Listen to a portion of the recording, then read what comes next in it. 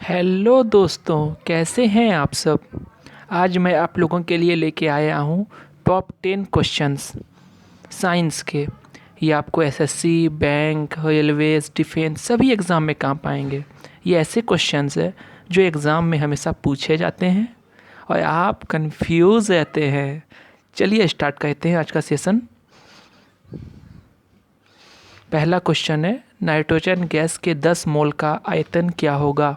Option A 220, option B 222, option C 224 या फिर option D 226। चलिए बताइए, टाइम है आपके पास 5 सेकेंड।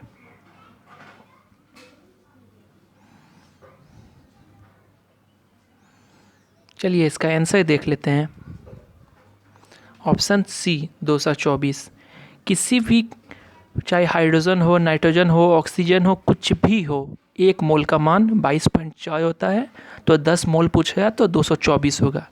ठीक है, चलिए आगे आते हैं। उद्योग में शक्ति की इकाई क्या है। किलोवाट, वाट, जूल या अश्व शक्ति। Times start.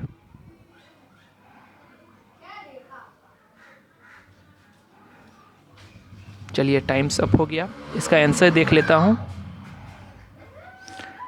शक्ति की इकाई होती है वाट, लेकिन यहाँ उद्योग में शक्ति की इकाई पूछा जाए तो उद्योग में शक्ति की इकाई अश्व शक्ति होगा, ऑप्शन डी। चलिए अगले क्वेश्चन की तरफ चलते हैं। विस्थापन में परिवर्तन की दर को क्या कहते हैं। डिस्टेंस, वेग, गति या त्वरण।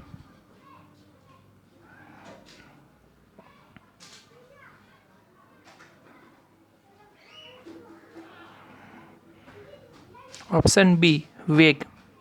वेग में चेंजिंग अगर होगा तो वो एक्सेलरेशन मतलब त्वरण होगा, लेकिन विस्थापन में अगर चेंजिंग होगा तो ये आंसर वेग होगा। ये हमेशा याद रखिएगा, ये एग्जाम में पूछा जाता है।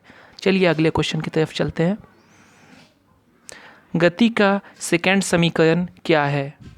v बराबर u plus a t, s बराबर u t plus 1/2 a t square, v square बराबर यू स्क्वायर प्लस 2 AS या फिर 2v बराबर u plus a T.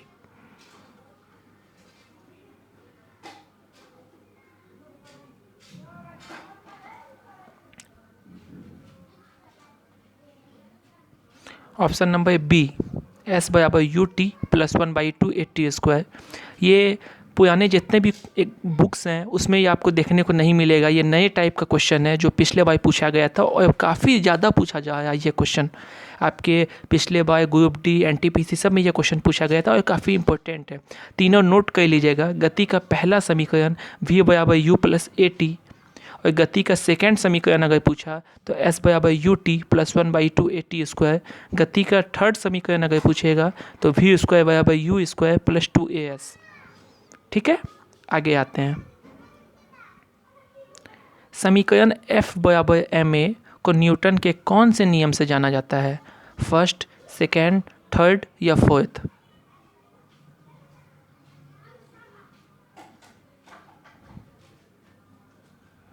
Question फिर से देखिएगा। समीकरण F equal to ma Newton के कौन सा नियम है। इसका आंसर है ऑप्शन बी, सेकेंड। पहला नियम बल की परिभाषा बताता है और दूसरा नियम बल का व्यंजन बताता है। इसमें बच्चे काफ़ी कंफ्यूज रहते हैं, फिर से सुनिएगा।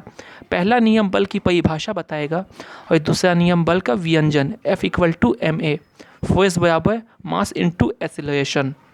ठीक है, चलिए नेक्स्ट।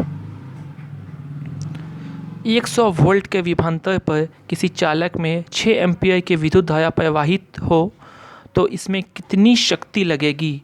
500 वाट, 600 वाट, 700 वाट या 800 वाट।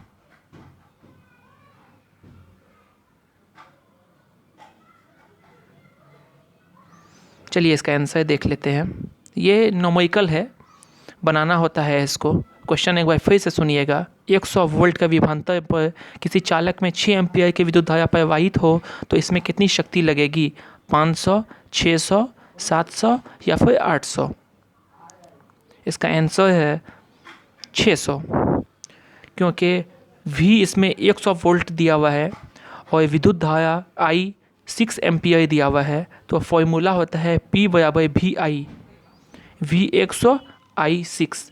तो 100 गुना 6 बराबर 600 वाट। इस टाइप के न्यूमेरिकल एग्जाम में बहुत ज़्यादा पूछे जाते हैं और बच्चे एग्जाम में कंफ्यूज भी रहते हैं या फिर क्वेश्चन छोड़ के चले जाते हैं। यही टाइम टेकन होता है और आपके रिजल्ट में आगे चल के नंबर ये बढ़ाता है न्यूमेरिकल।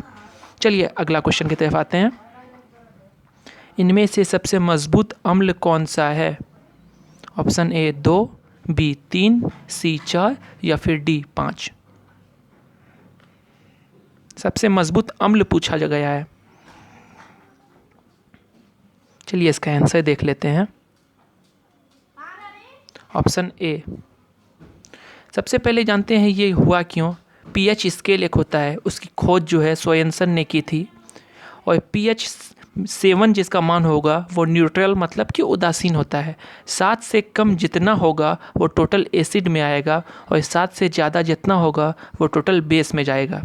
ठीक है, और उसमें भी जितना कम होता जाएगा एसिड में जो है मजबूती का मात्रा बढ़ता चला जाएगा। अगर ऑप्शन में 1 होता तो इसका आंसर 1 होता, लेकिन सबसे कम इसमें 2 है, इसलिए इसका आंसर 2 होगा। चलिए अगले क्वेश्चन की तरफ बढ़ते हैं। अष्टक नियम किसने दिया? Option A Dobereiner, B Newland, C Mendeleev, D Moseley. फिर से सुनिएगा, अष्टक नियम किसने दिया?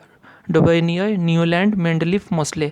आप लोग जितना सही बना रहे हैं वो कैलकुलेट करते जाइएगा और लास्ट में कमेंट सेक्शन में बताइएगा कि कितना आपका 10 में सही हुआ।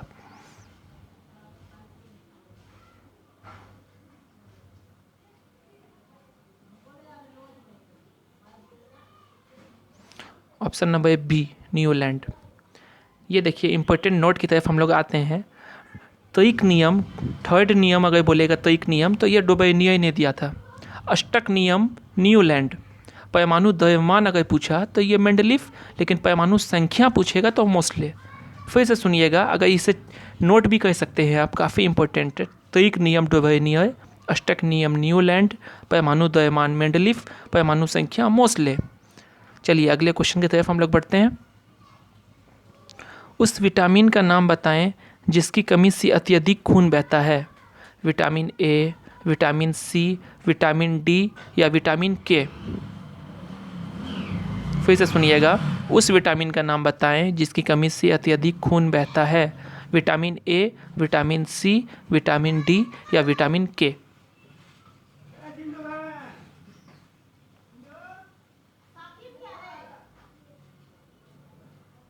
Option number D vitamin K. Vitamin A की कमी से अंधापन होता है, नोट करते चलिएगा। विटामिन सी की कमी से दांत से खून आना, विटामिन डी की कमी से हड्डी का कमज़ोर होना और विटामिन के की कमी से बॉडी के कट जाने पर खून ना जमना। अगर बोलेगा कि बॉडी से अत्यधिक खून बहना तो ऑप्शन नंबर डी मतलब विटामिन के होगा, लेकिन अगर कहा जाए दांत से अत्यधिक खून बहना तो ये ऑप्शन नंबर बी मतलब विटामिन सी होगा। नोट करते चलिएगा इसको। विटामिन की खोज किसने की? फंक, मैकुलन, होलकट या हॉपकिंस। क्वेश्चन है, विटामिन की खोज किसने की? फंक, मैकुलन, होलकट या Hopkins.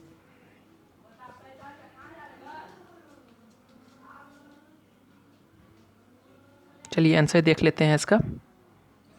Option A funk. Vitamin की खोज अगर कहा जाए तो ये फंक, विटामिन ए या बी की खोज मैकुलन, विटामिन सी की खोज होलकट, विटामिन डी की खोज हॉपकिंस। ठीक है, थैंक यू।